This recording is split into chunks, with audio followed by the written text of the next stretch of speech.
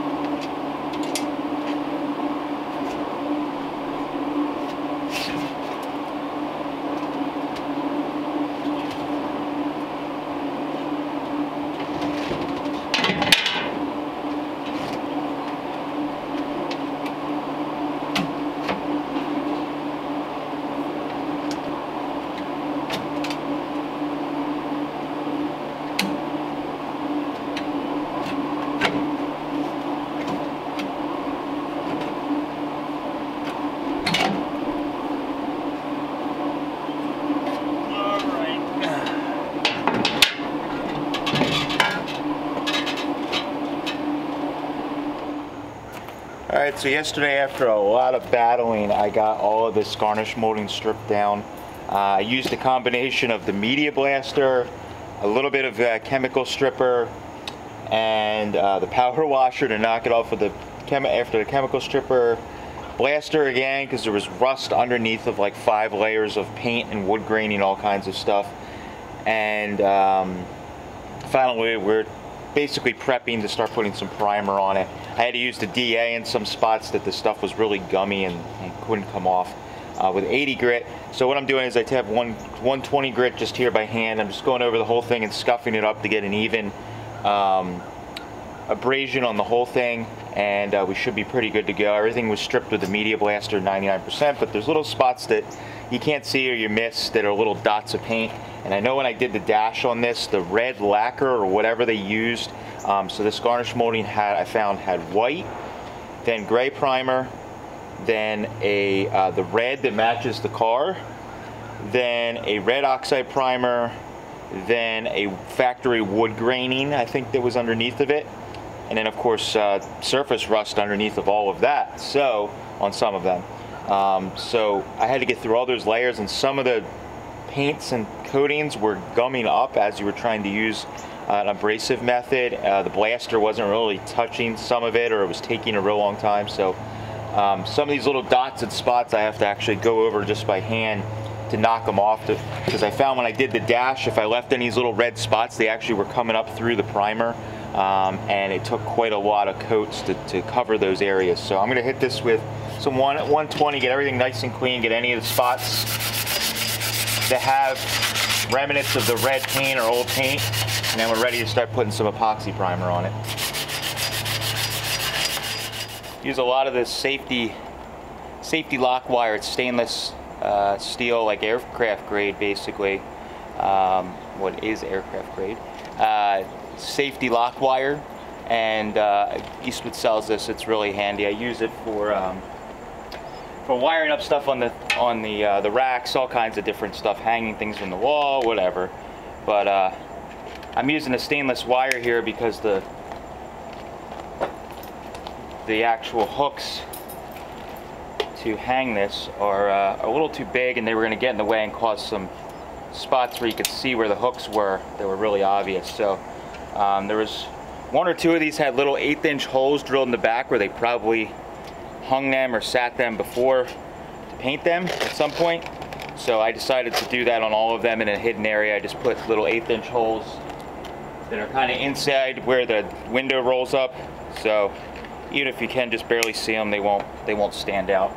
So I'm gonna put these on, get these hung. I got just the rear window and then the little A-pillar pieces, and then we're ready to start spraying some primer real soon. And then you gotta go inside. Buggy. Alright, it's hot anyway.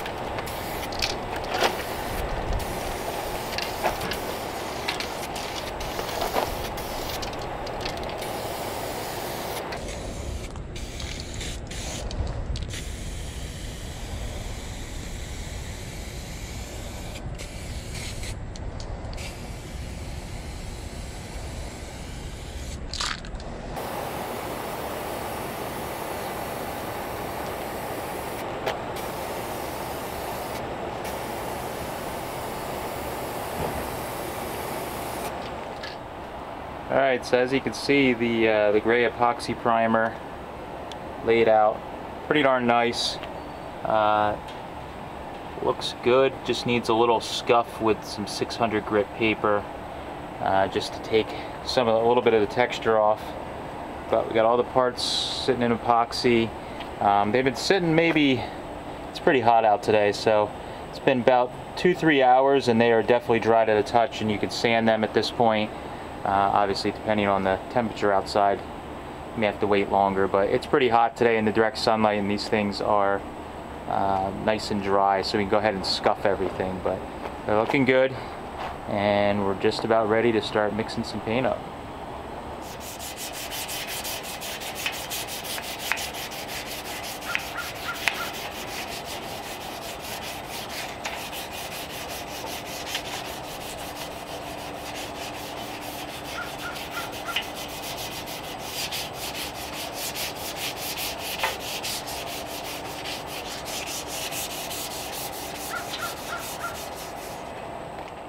Alright, so we'll show you guys a little close-up here with the 600 grit on the cured epoxy here. So it has just a light texture to it, and I'm using my fingers, not a block. We're not digging in. I'm basically just using the pressure of my hand or the weight very lightly over this. And all we're trying to do is just, you can actually feel it. If you're careful, you can actually feel this texture go away as you're sanding it.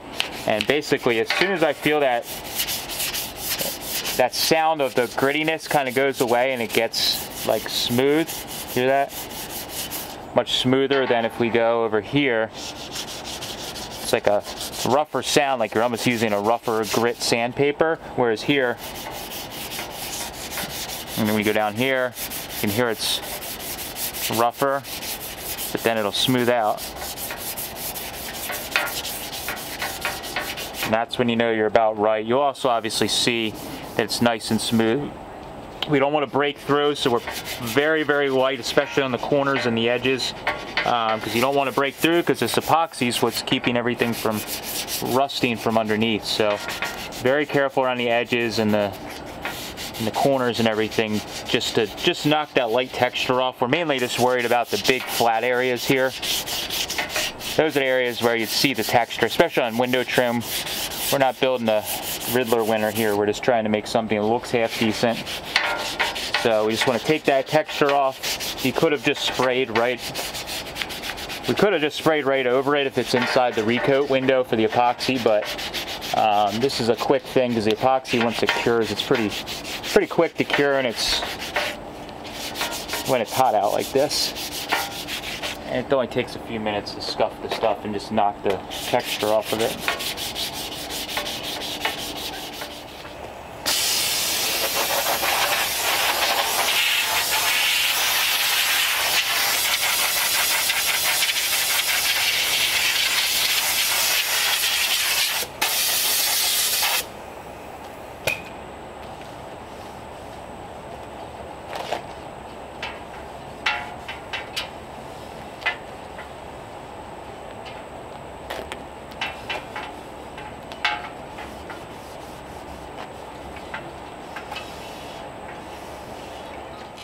Alright, so we're ready to mix up the paint here. I got my little GoPro on for a couple in-person views as we're spraying and also mixing. But the little Pro detail gun here only holds about 4 ounces of paint, so we don't need to mix a ton of paint at a time. I'll probably, with being so hot out, I don't think I want to mix a 3 bottles full here for it. So I'm going to mix up a little bit here. This is 3 to 1, so we're gonna spin this around, so we got our 3 to 1 section, which is right here. We're going to probably just go to the 2 for now, so we'll go 2 and then up to the 2 to fill it with activator.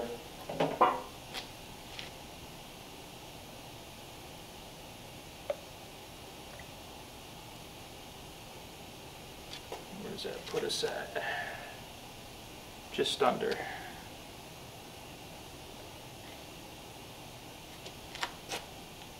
Alright, a couple of these little bottles here we're going to use up. It looks like we're actually just over the 2, so we'll go about the same on the activator. So we can go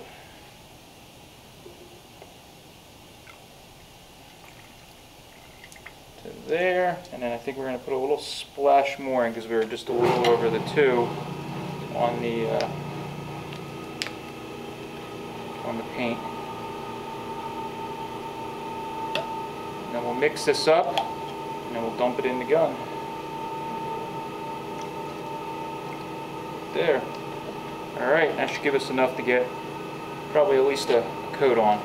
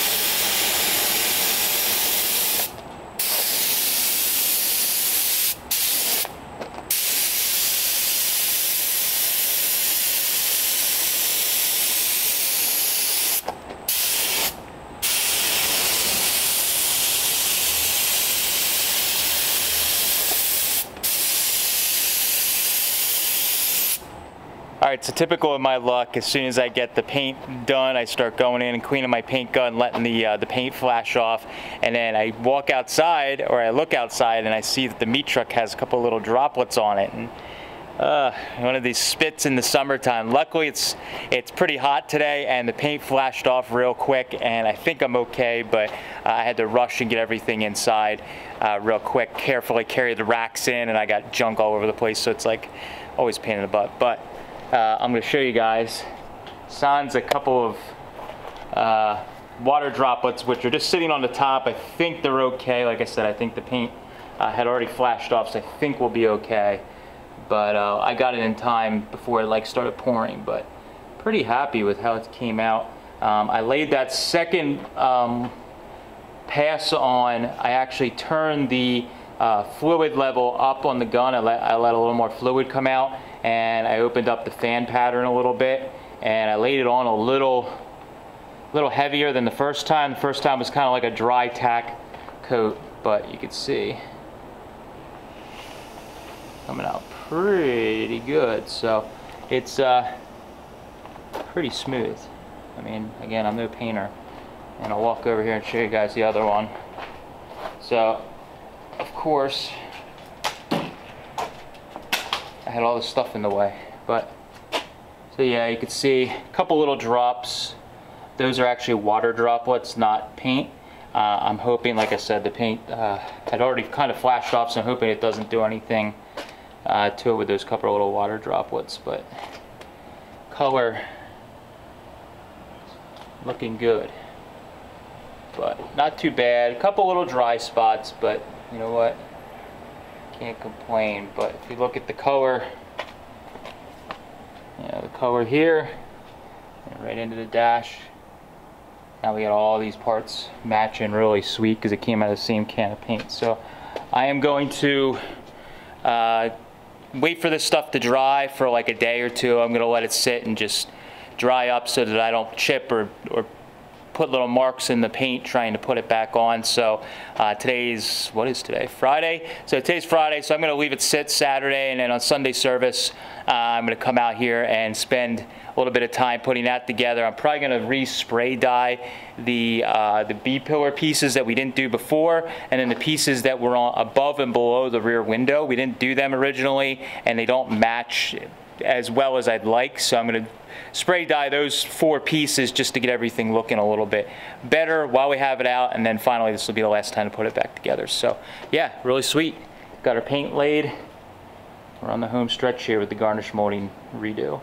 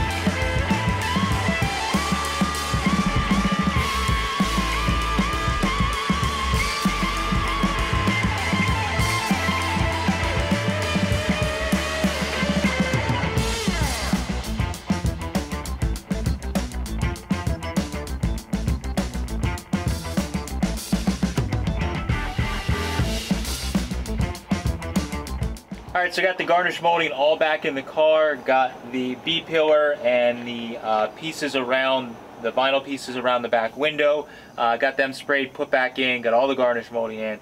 Everything looks awesome. We got these A-pillar pieces in finally. They haven't been in since we've had the car, and now they are color matched, and the dash and everything matches. It is all new paint, but it's the same color as the paint that was used before.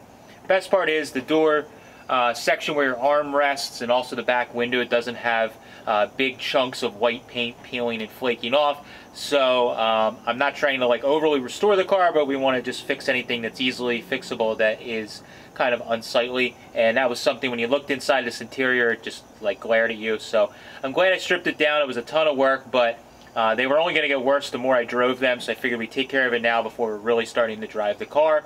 And it was a nice little project to break up all the like tying up of wiring, and I've been waiting for some parts for the car, like the carburetor and some spark plug wires and stuff like that. So this was a quick thing to get done. It took a few days to do it, just between stripping and painting and let it dry, but well worth the effort. So really happy on that. Interior is pretty much, other than like some window cranks, the interior has like a done stamp on it, which is really awesome, and the whole car as a general is almost at that point too where it has the done stamp on it. Really excited. Interior is one of my favorite things about this car, so getting all this stuff freshened up has just been awesome and really cool to see it all come together. So that's all I have for this one. Appreciate you guys following along. As always, we do videos Tuesdays, Fridays, Sundays. Thank you. Catch you later.